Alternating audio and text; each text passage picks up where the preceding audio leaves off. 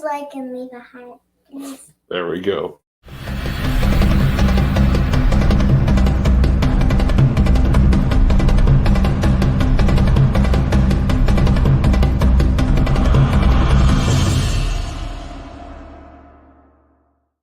Hello, everyone, and welcome to the Vidor Lecture. Yeah, because I've only done this like 100 million times.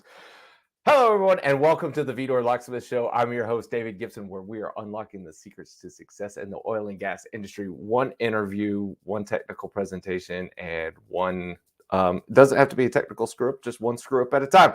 All right. Thank you guys so much for being here. This is an absolute amazing Friday. This is the first Vidor Locksmith Show of 2023. As you saw, we even made a new little intro. Brooklyn says, gives a little heart, like, share, subscribe. Hopefully one of these days she'll just be my co-host for the show. So, hey, everybody, let me know where you guys are watching from. Let me know if you guys tuned in at all to the Torque and Drag series.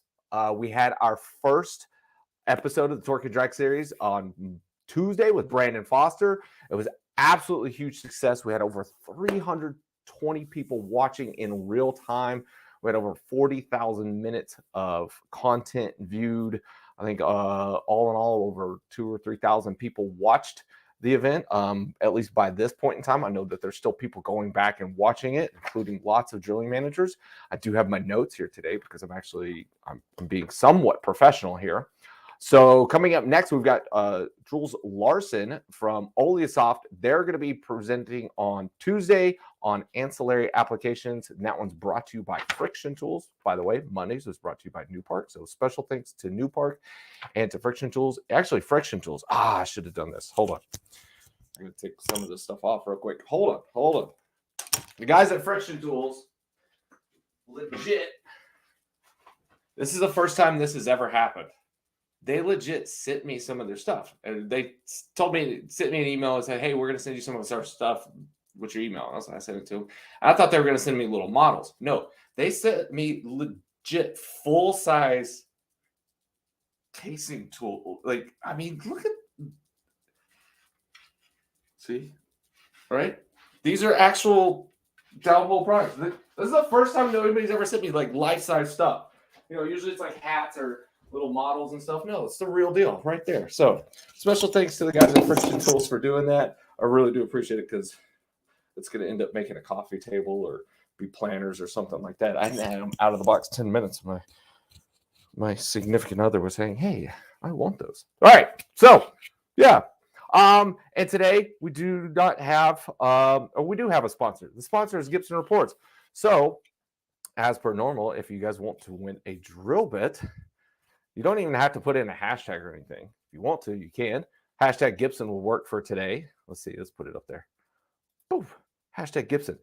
Put it out throughout the show. We're going to give away this stuff at the end of the show. Not at the beginning. We're going to put it away. We're going to give it away at the end of the show. We're giving away one of the little ones. You get these if you watch the Torque and Drag series. That's what we're giving away then. I really like these big ones.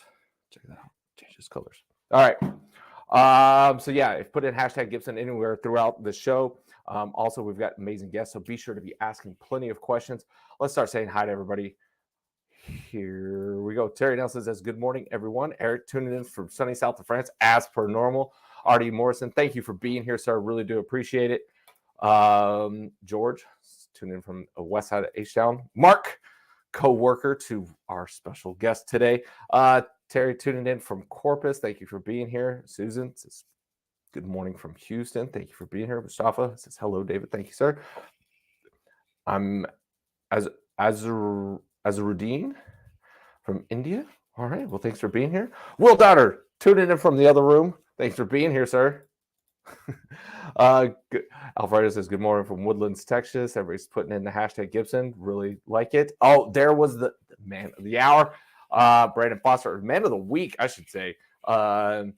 Seriously, if you have not watched the episode number 1 Torque and Drag series with Brandon, brought to you by New Park, if you haven't seen it, you need to go watch it. If you're in the drilling portion of the business, this is some really good stuff. All right, let's get moving. Ian says hi from Uganda. Hashtag Gibson. There we go. Keep them going, guys, and we will get stuff going. I think that's all of the intro stuff I've got for now. Like, share, subscribe, do the normal stuff. Tag a friend in the comment section. And that's it. Let's go ahead and bring our guest today. Put on the little banner thing. Boop, boop, boop. There we go.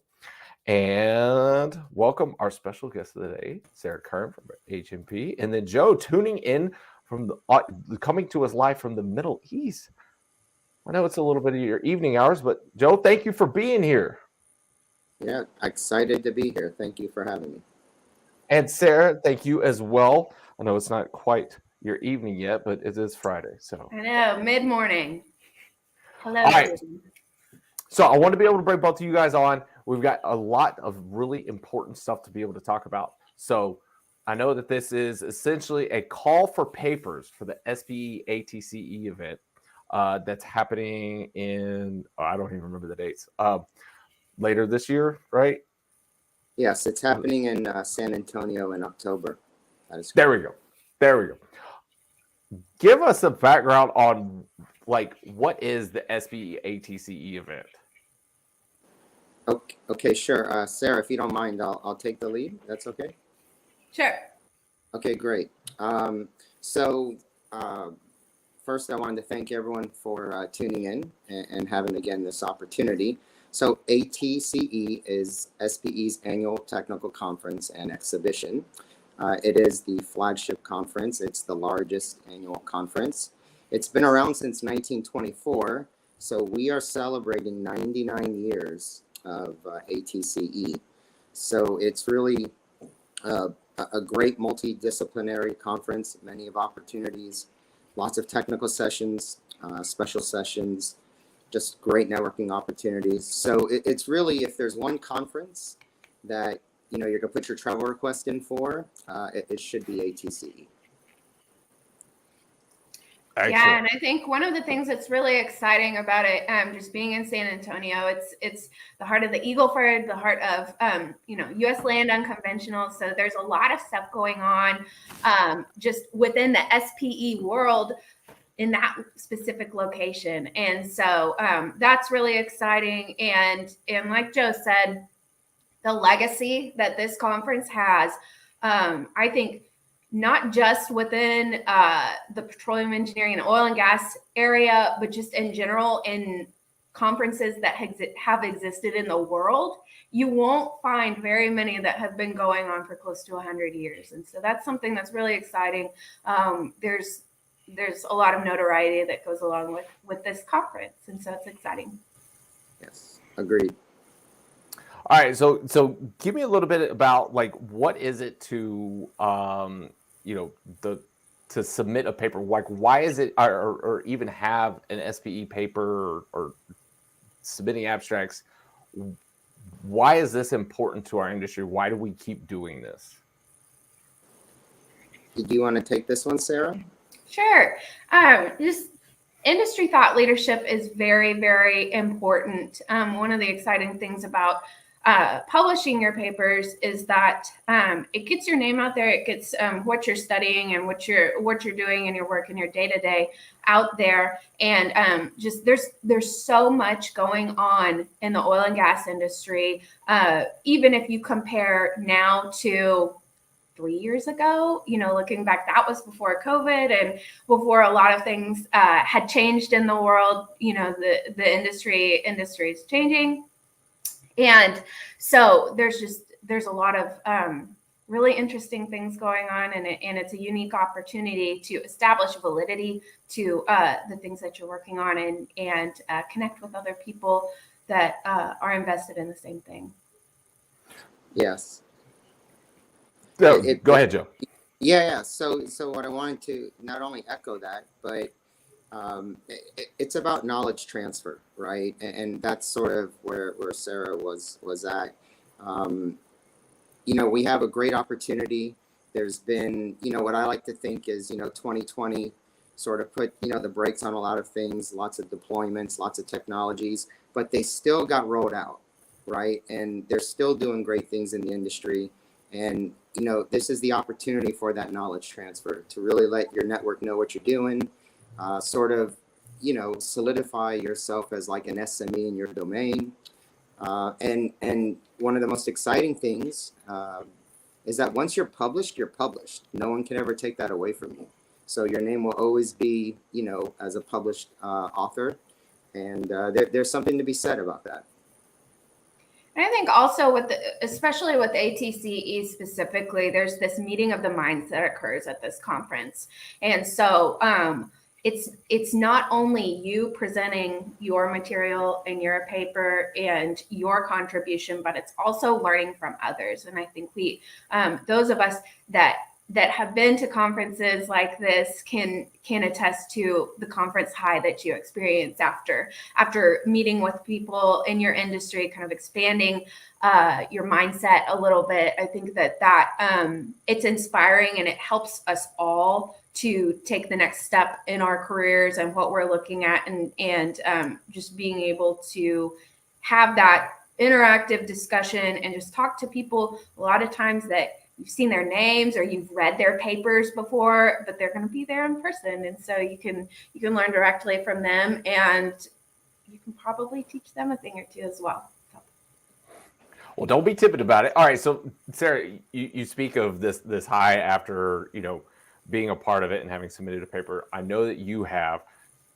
Tell me about the feeling of, being there presenting for the very first time when you did a paper. Yeah. So my first experience with publishing a technical paper was at the 2019 AADE National Technical Conference. And so I had never really thought about publishing a paper as being on my radar, any type of a goal. I saw it as something that maybe someone who's more accomplished in their career, has been around for longer, that's something that someone else does. And so it took one of my mentors at H&P saying, I believe you can do this. And here are my ideas, and here's these things that you can talk about. And then we organized a group and submitted the abstract, and the abstract was accepted. And then we went along the, procedures and the processes to get that paper published. And so it was really significant at the beginning to have the confidence of the people that I worked with, and specifically from my mentor, to that he had all the confidence in me and my group, and that we could handle it. And I think this also speaks to the importance of mentorship in our industry. There's many of us that are tuning in that have published many, many papers and are very well known in the industry. And so I would challenge each and every one of you, if you've co-authored a technical paper before, reach out to someone who hasn't done that before and tell them that you believe in them and that you have confidence in them, and maybe walk them through the steps, make sure that they're not overwhelmed. But I think that breaking it down can really help other people to get involved and to just pay it forward in the same way that we've all experienced it.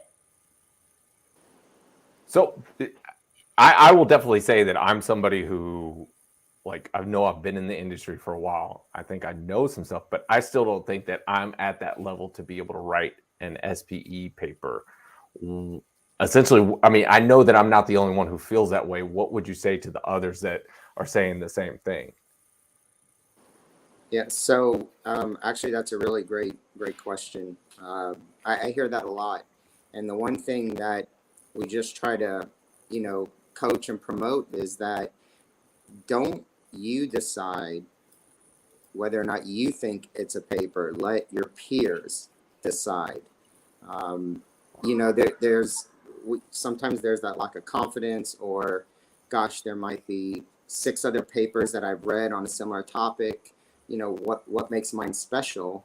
But you don't know that till you submit it, and then you let them decide for you. It could be something that you think is not novel, but to your peers it is. So you really have nothing to lose, but everything to gain by submitting an abstract. So there should never be an opportunity that you leave on the table.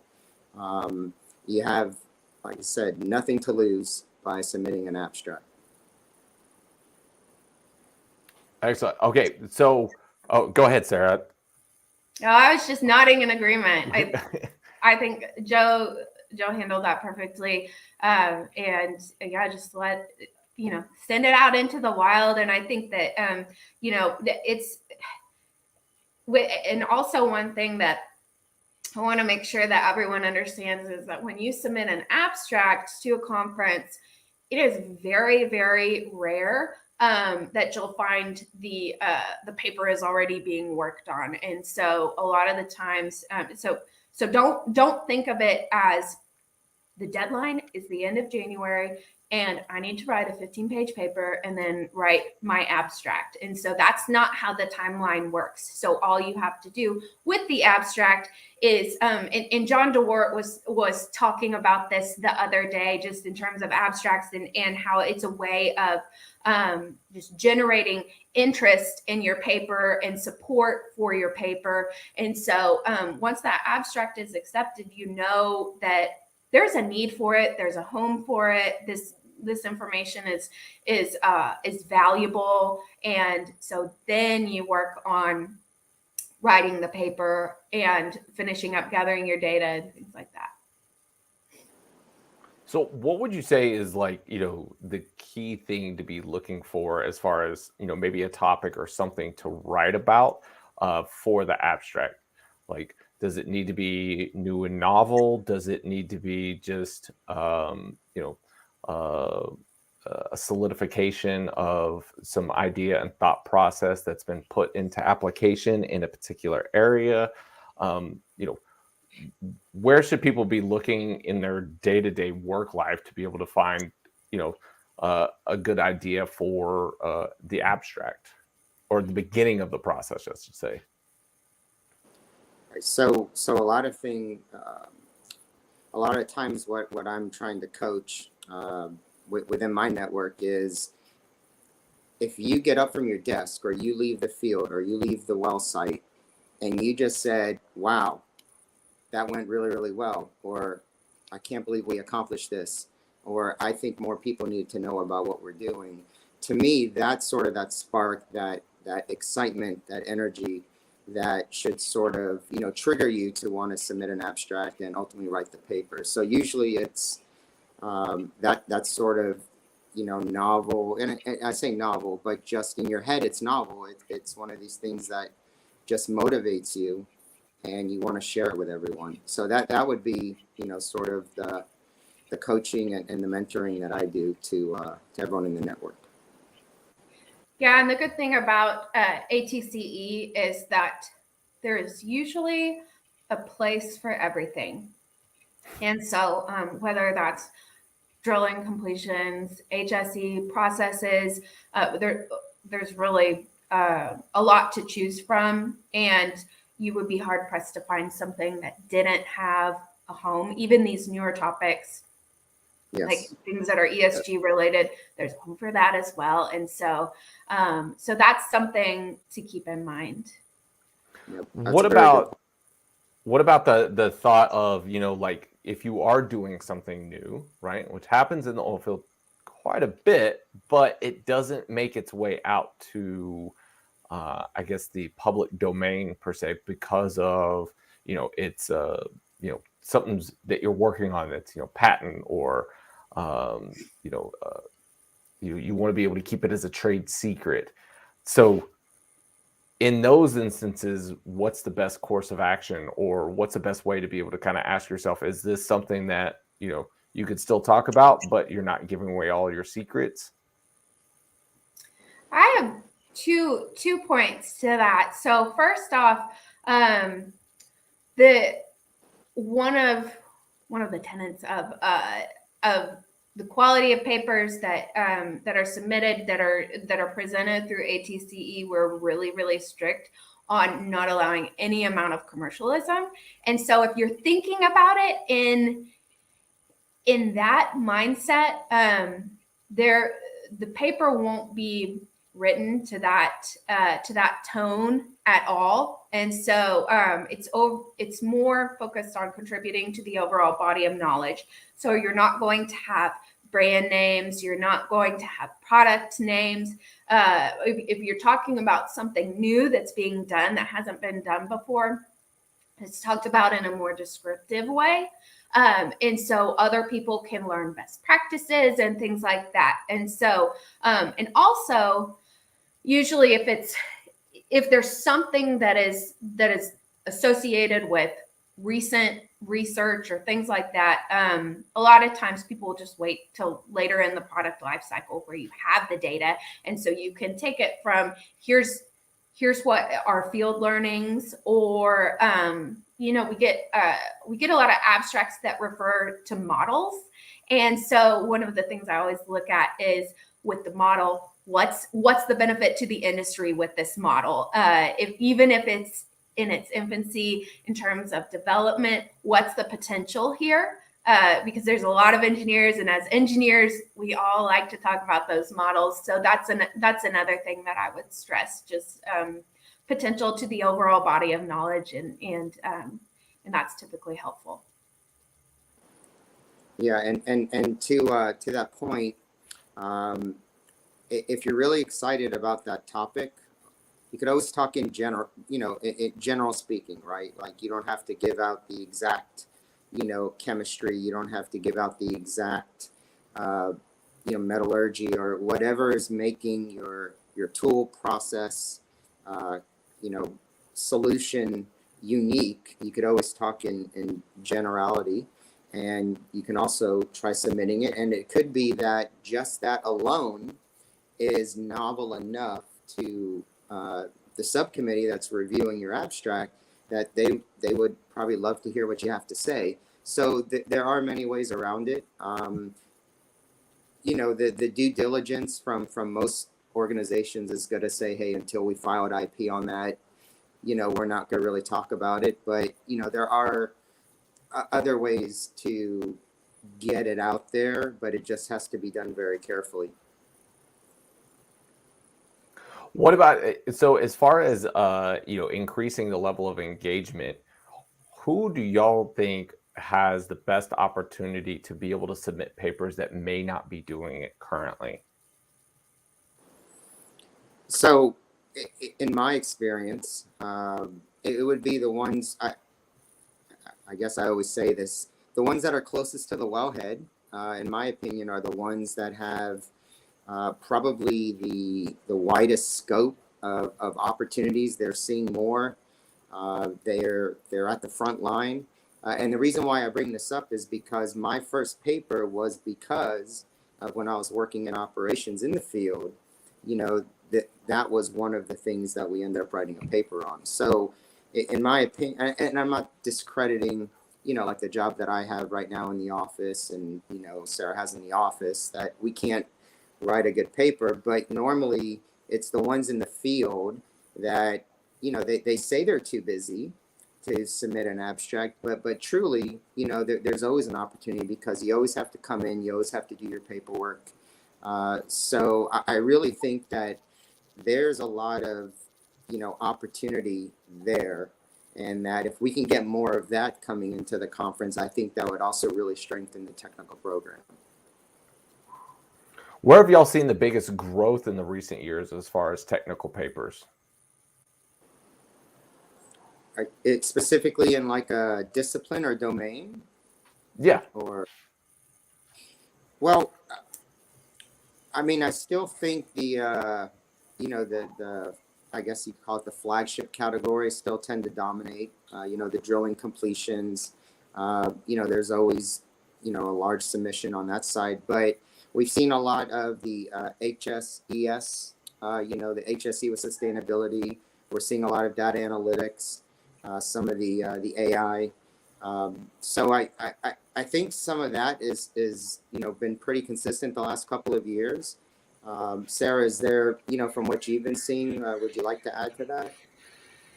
I just think the mindset of continuous improvement that we all have in this industry of, if something has been a certain way for a certain number of years, or even for not very long, looking at why we do what we do, how do you define a successful well?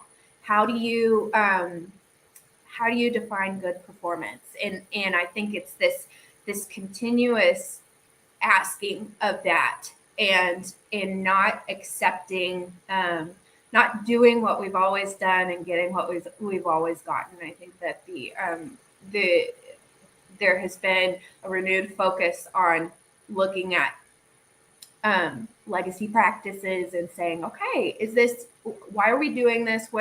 Maybe let's look at doing something a little bit different and see how it goes. Also, there's just a lot of learning from other industries, and so taking a practice that's common, with the auto industry, NASA, things like that, the industries that we all like to learn from all the time, that are always talking points. I think that is there's value there in expanding outside of our oil and gas bubble as well. Have y'all seen other industries attend and try to be able to learn from oil and gas to be able to take over to automotive or to aerospace or any of the other industries? I mean, in my experience, it's sort of been the other way around.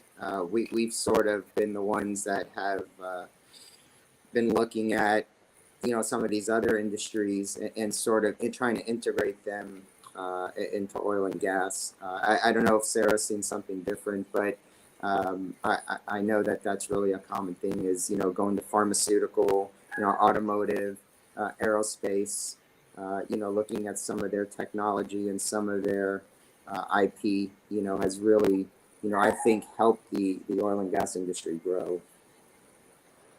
Yeah, and I think also this speaks to the importance of the special sessions that occur during ATCE. And so those are submitted in a similar way as you would submit an abstract, but it's for panels. If there's a special topic that you want to talk about that's not necessarily that a paper isn't a good fit for it, but it's still something that needs to be talked about. A lot of times with these special sessions, there would be people pulled in from other industries to talk about things, and to share their learnings. And so that's another way that you can learn from these conferences. It's not just the technical presentations. You also have the special sessions and the keynotes and all of those. I think we can all look back at ones that we've seen that have been inspiring and really thought-provoking at what's going on within our industry.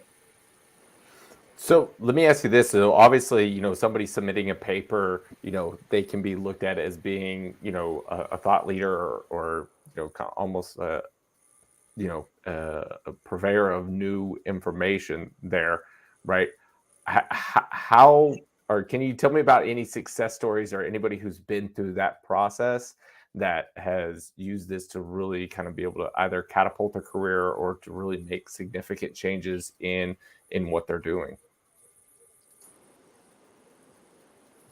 Well, I know this is in my experience, more of the academia, the university, a lot of those type of submissions that we get. I think for them, it's always beneficial because, they get their funding, they're doing all this work, they want to show the industry, what they're doing. And so I think, personally that, that really plays more towards the academia side, because if they sort of nail a paper and they got something that's really unique, they're going to end up partnering with people in industry, they're going to get more funding. And depending on, who's behind that, it could probably spring, someone's career forward, maybe, universities funding forward. So I think more of the academia might be, the route. I will say for me personally, just in general, writing a paper, getting your name out. If you could do it more than once, you could do it a couple times. If you really can get a brand going, that can also, give you notoriety, within your peer network and within your industry. And, I'm not saying you have to write 10 papers and you're considered an SME, but it does help, get your name out that, hey, he is published, or he or she is published, and that, they're actually contributing to the industry, which is something that can also spring forward your career. Sarah, how do you feel having now been a published author within the industry? How much has that helped you? I think just basically echoing everything that Joe said, just with just establishing kind of your footprint in the industry, and so that people know what's important to you. I think it's definitely a springboard to if you publish papers, you usually it just establishes. I'm trying to think of the way to describe it. People understand that. I think it's just the SME factor. And Okay. so being asked to be on committees, taking part, if you just want to springboard your involvement in the industry to the next level, a great place to start is writing a technical paper. There, got it in 1 second. That'll be the sound. That'll be the sound clip that we play. Yeah, afterwards. please do. I would appreciate that. So John Dahl says the people in the office engaging with people in the field usually provide solid experiences to share in a paper. Many in the field do not see the value of their successes that has merit to share. Collaborating works best. And to follow that up, and then I'll let you guys comment on this. Mark says to John, I've always thought a good rule of thumb is that if you would consider writing a case study about it, it's worth considering for a paper. So y'all's thoughts on just the simple fact is like, oh, this might be a case study, could be a paper, and then what John said as far as the involvement in what they're doing there at the field level. Sarah, did you want to, or I didn't, did you want to take the one of these, or? Sure. Yeah. I mean, I think that's great feedback. I love the comment of just it's of the importance of collaboration, not being an entire group of like office engineers, and including different people and like closer to the wellhead and all of that. I love Joe that you used that term, and I think that just in this industry, diversity is important, and that's when you ask people and when you get people and that maybe just haven't ever even thought of it. I think you get their perspectives, and then it also helps them in their career growth to understand that like I'm valuable in all these different ways, and maybe things that I hadn't really thought about before. And so I think that that's good. And Mark's comment about if you would write a case study about it, it's usually worth writing a paper about it. I think that that's a really good rule of thumb. And so just something that's unique. And if it's interesting to you, a lot of times it's going to be interesting to other people as well. There you go. Joe, any thoughts on it? Yes. So I mean, I agree 100% on the collaboration. The field office, it's all sort of, it's complete collaboration. There's always going to be communication. Some of the best projects I've worked on, it was just having a solid team, guys on the rig, guys at the district, guys in the office, customer, when you just have like that entire life cycle of, just collaboration, open communication, just a lot of good things happen. So yes, I mean, that was a very solid comment. And the rule of thumb, it sort of echoed what I brought up earlier, which is, again, if you're excited about something, it doesn't matter what it is, make it a paper. You know, I mean, just like that, that's what SPE is about. That's what ATC is about. It's about knowledge transfer. And we might want to really hear what you have to say, because it could help maybe us or someone else in one of the other disciplines. So those comments was great feedback. All right, and then we've got John DeWart here. Case studies tend to be success stories. Very few talk about lessons learned from failures, which can be valuable to the industry. Do you see this trend changing? Any initiatives to pull out these lessons learned? Great comment there. Thank you, John. Yeah, it's pretty solid. So, you know, I really would like to talk about this, because it's true. I know, you know, I've had different roles in my career on different sides of the fence. And, you know, it's just out of habit. You always want to talk about the success. You know, it's always easier when you're collaborating with your peers, your customers, even your family. You don't want to talk about the one time it failed.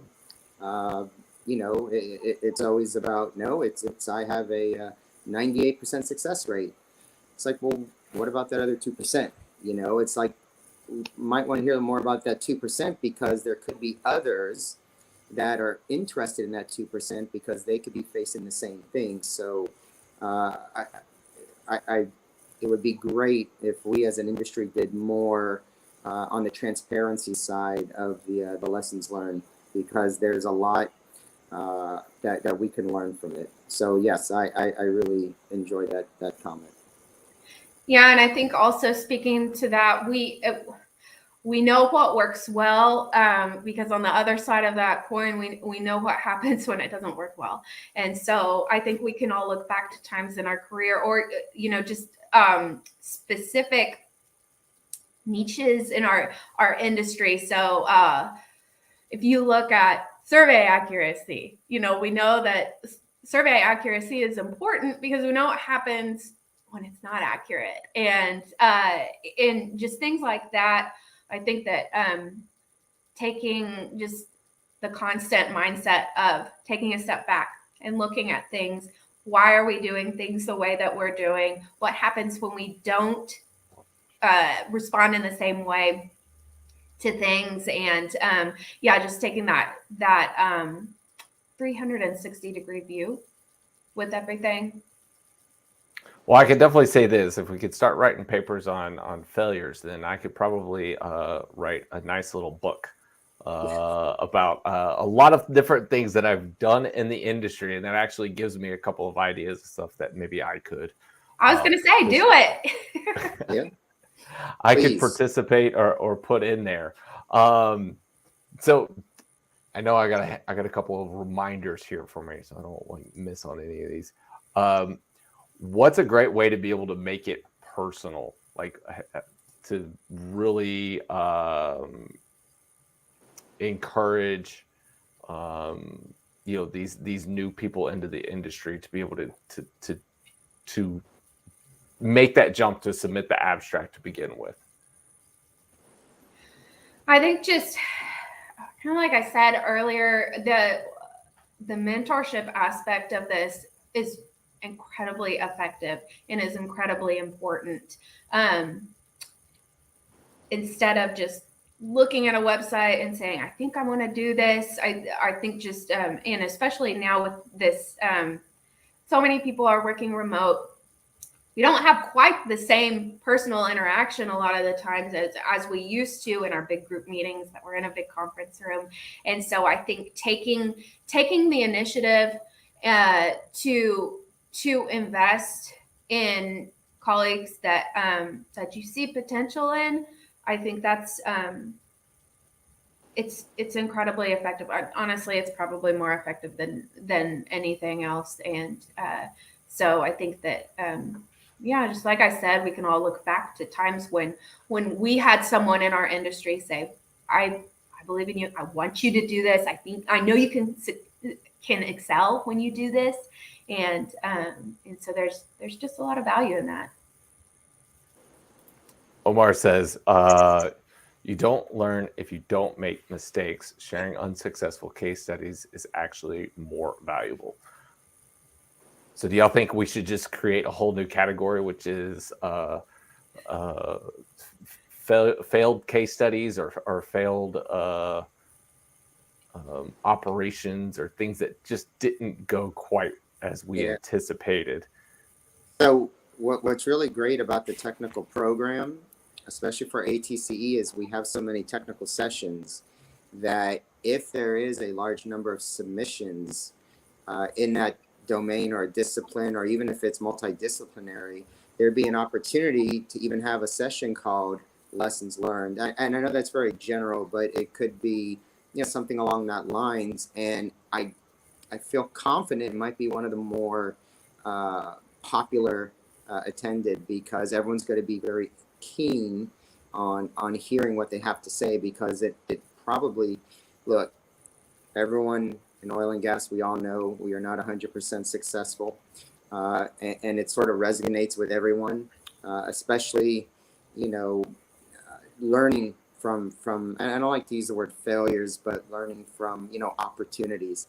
And a lot of us have lots of opportunities.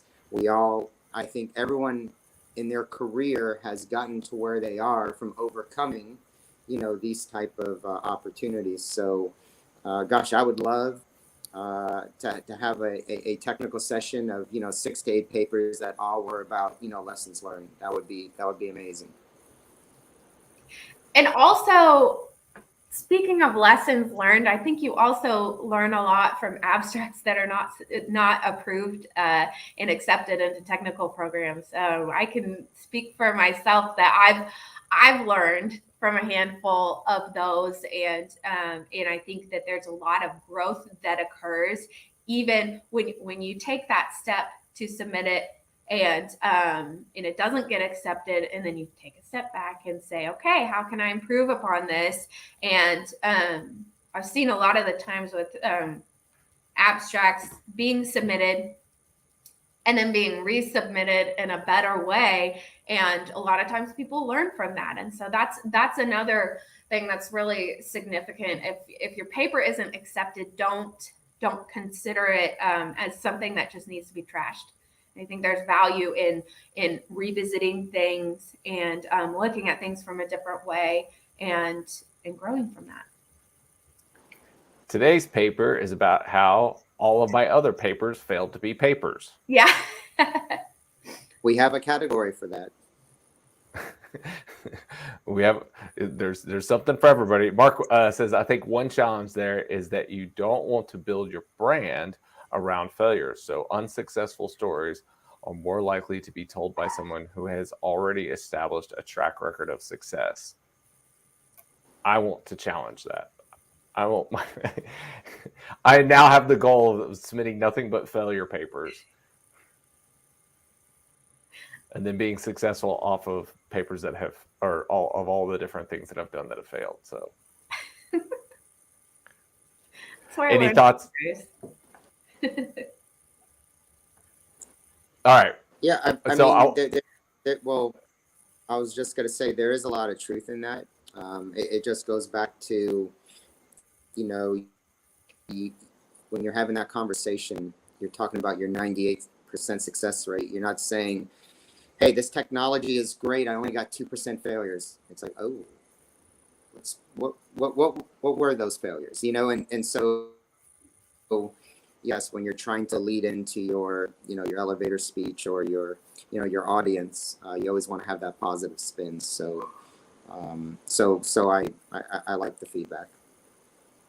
Oh yeah, definitely. And it makes me think of, you know, survivor's bias, and, you know, we look at all these things that went very, very well, but we don't look at what happened for the things that didn't go well. And that's, that is a truly dangerous mindset. There you go. John Dell says, recycling papers is an art. And then John Howard says, learning from mistakes is good. Learning from others' mistakes is great.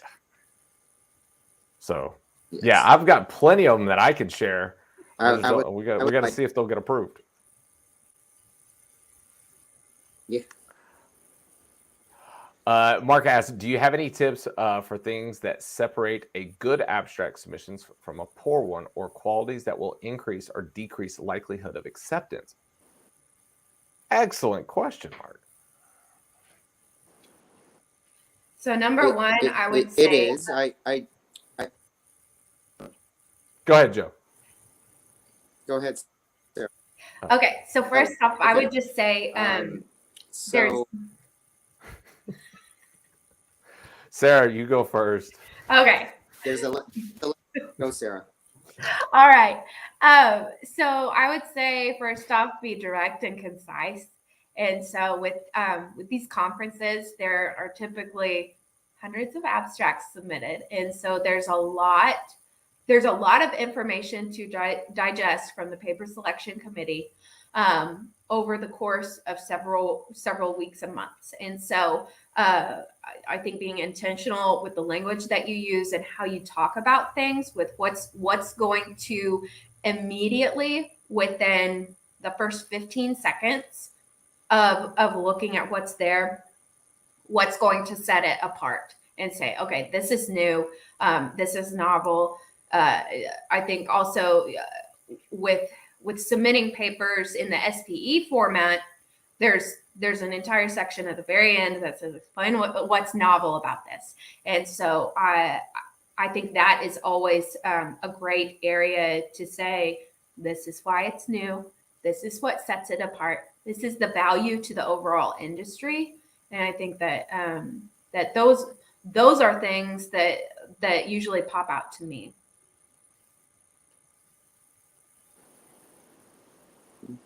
Yeah. So the one thing I wanted to comment, the word exactly was poor in the comment, and it's really, when we're rating an abstract, there's a scale or a scoring criteria, right? And most abstracts that I review, they would receive a, let's just say, unfavorable score if it's really heavy commercialism, very heavy marketing, lots of trade names. Those are really the only criteria that I use that I would sort of score an abstract lower. You'd be surprised the abstracts we receive. Some of them, it looks like they copy and pasted from the company's website, their marketing sheet, and then others, it's there's a lot of range on the submissions, but I'll still go back to the abstract submission. Please bring it. Don't be discouraged. Just really just try to watch the trade names marketing commercialism, and I think you have a fair shot. But if you come in and it's like just so grossly infected with every other sentence, it's marketing lingo, then you're probably not going to get your abstract accepted. So as far as who makes up this, I guess this committee that reviews the abstracts, who are they? What, how does that group come to be? What have they accomplished to be able to, be able to review these abstracts?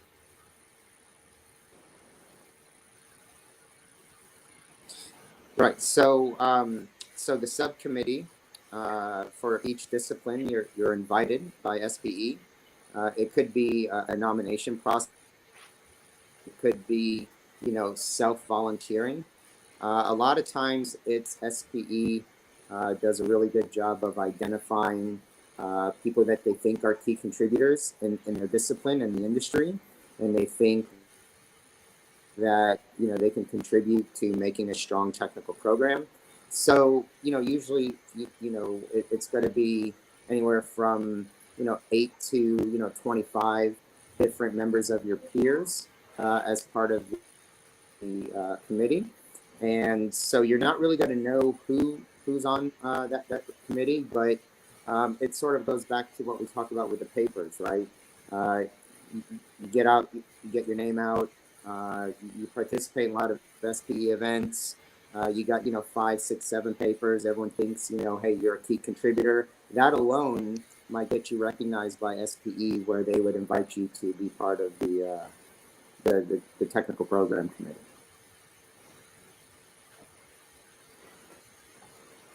Sarah, you want to throw anything on that one?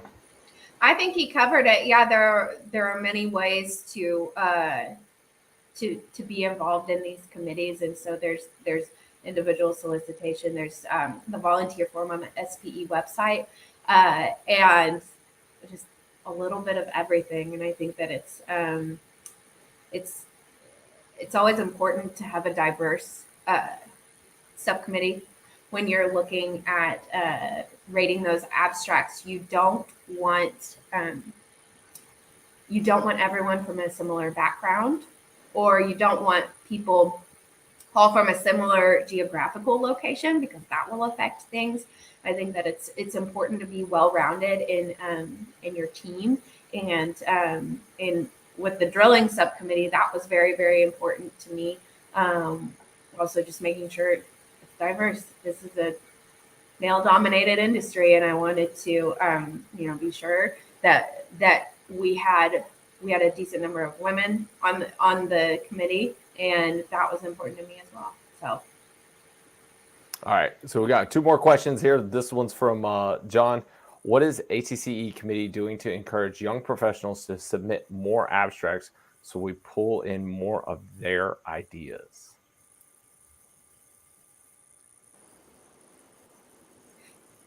So I have spoken with members of my subcommittee, with the drilling subcommittee.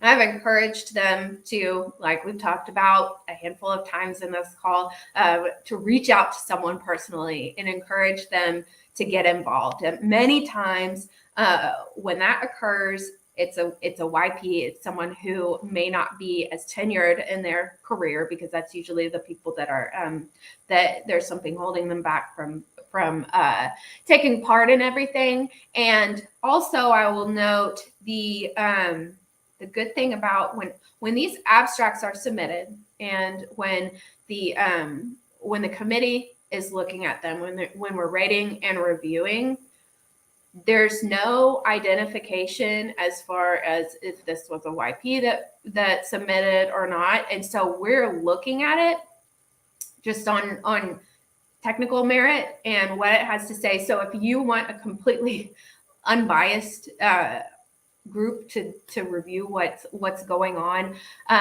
with your work, and not paying attention at all to what your actual age is, I think this is a great way to do that. And so you're rated on value alone, and just in the technical realm. And so I think that's a good thing to keep in mind. All right, one last question for you guys. Joe, I think you can talk to this. Can you give us some ideas about clever paper title names, or clever intros and stuff that have been done in the past? Yes. Thanks for that. So we were talking about, how do you break down those barriers to entry on like abstracts, right? So it was, maybe 10, 12 years ago, I had a mentor, and, his exact feedback was, because I went to him, I'm like, man, I'm just struggling to get my abstracts, accepted to these conferences. I said, what am I doing wrong? And he's like, well, maybe you're just being a little boring. He's like, why don't you maybe just, have a little swag, or have a little, character behind it, and it might catch that attention of, that subcommittee. So, so for instance, I was really, and still am, a huge fan of Stranger Things.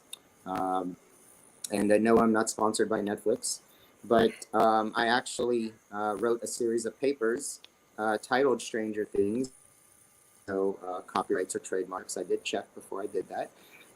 But yes, so I actually wrote 4 papers sort of, on a Stranger Things theme. And I know there's some other papers as well within One Petro that sort of have that same theme. But for me, it was also that level of excitement to be, I wrote the first Stranger Things, then it was Stranger Things 2. And then before I knew it, people were coming up to me and saying, are you going to write Stranger Things 3? And so that was also sort of motivating for me. Was, well, gosh, now I got some pressure here. I sort of need to try to, get some more papers going. So I think, a theme or something that gets you excited, something you're passionate about, bring that swag and that character into the abstract submission. You'd be surprised what type of attention it'll get. There we go. All right. Thank you both so much for being here. I almost forgot. We've got to do the drawing for the drill bit. Hold on. Share screen. Window. Chrome tab. There we go. Giveaway tool. Share. There we go. Now, I'm going to add that to the stream. All right. So we've had 30 people join in here. Let's go ahead and hit the drawing. Thank you both so much for being here and being a part of this. Thanks for anybody that's out there watching. Oh, I saw my name pop up there. Hopefully I am not the winner because we'd have to definitely draw again. Oh my God. Well, that one goes on the blooper reel. All right, let's do that again. Thank you both so much for being here and taking part in the show. Now I'm seeing also Will, who's one of my employees who commented on it earlier. Okay, there we go. Neil is the winner. Thanks to Neil for tuning in. It's actually one of the guys that works for me as well, but I owe him one. He does awesome work for us. So I'll send him one as well. Well, thank you both so much for being here and being on today's show. Any last words or words of encouragement to anybody out there who might be on the fence about writing a paper? I think just give it a shot. It's something that may seem daunting at the beginning, but once you break it down into those individual steps, it becomes a really fun process. And I know I can say with my involvement with taking part in these conferences and contributing to the body of knowledge, I've met so many interesting people, and it's really just expanded just my focus in my industry. And so it's just, there's a lot of people that have a lot of passion about the technology that's going on in our industry right now. And your perspective is valuable, even though you may not think it is. It is. All right. Thank you, Sarah. Joe, any last words? No, just thank you so much for this opportunity. I really hope that everyone, after watching this, sort of feels a little more comfortable, has a little better idea of what we're sort of looking for. And please, just submit that abstract and just, let's see where it goes. You might be very surprised. We might be seeing you in San Antonio. Well, I will definitely be there in San Antonio. Can't guarantee that I will be presenting a paper by any chance, but I will definitely be there. Look forward to meeting anybody else that's there as well. And that's it for the show today. Be sure to tune in next Friday. We'll have another Vidor Locksmith show. We're going to be doing education with Cruz Raquez on wellboard departure. So it'll be a technical presentation, educational technical presentation. And we also have on Tuesday the episode number 2 of the Torque and Drag series, brought to you by Friction Tools. Oh, thing's already too far away to be able to grab again. So hopefully everybody will be there. I really do appreciate everybody joining in, tuning in, commenting, everything else. Let me see if I can find the little outro button. There it is. So as always, guys, thank you so much and know your industry.